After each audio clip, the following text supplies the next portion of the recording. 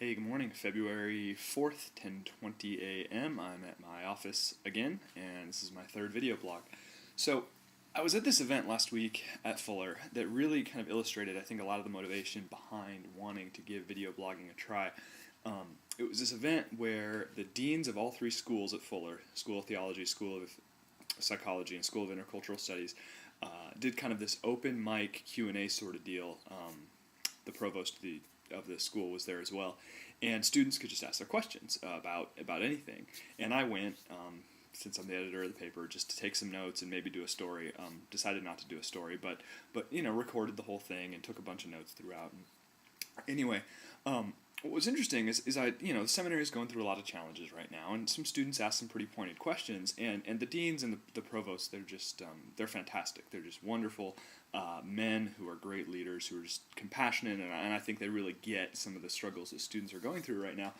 And they would give these answers to these questions that they would ask, and they would sound very compassionate, sound very kind of loving and caring, and yet I would take notes, and I would more or less write down verbatim what they said, and it just sounded so cold and so detached, like they didn't care at all, or like they were angry or they were indifferent to the plight of students on campus. And that just got me thinking about how different a lot of times the spoken word can be from the written word, and how really writing, one of the great challenges of writing is trying to communicate not only your content but your tone.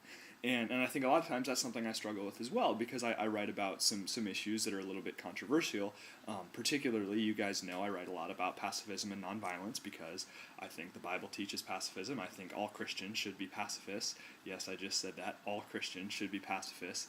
But I'm not angry about that. Like, I don't think you're a bad person if you're not a pacifist. I think you should be, but I'm not angry at you. And a lot of times I think when I write about it, it can sound very condescending or very mean or very angry, like I feel that way towards people that disagree with me. And that's true when I address kind of other social issues as well, particularly because I know that I tend to take some stances on those issues that some of you might not agree with, which is fine. But I guess that's just something that I want to work on, is trying to communicate better, not only my content, but kind of the heart behind that content. So I'll hopefully be exploring that a little bit by doing these video blogs, and hopefully as I continue to grow as a writer, I'll learn to do a better job of that in my writing as well. So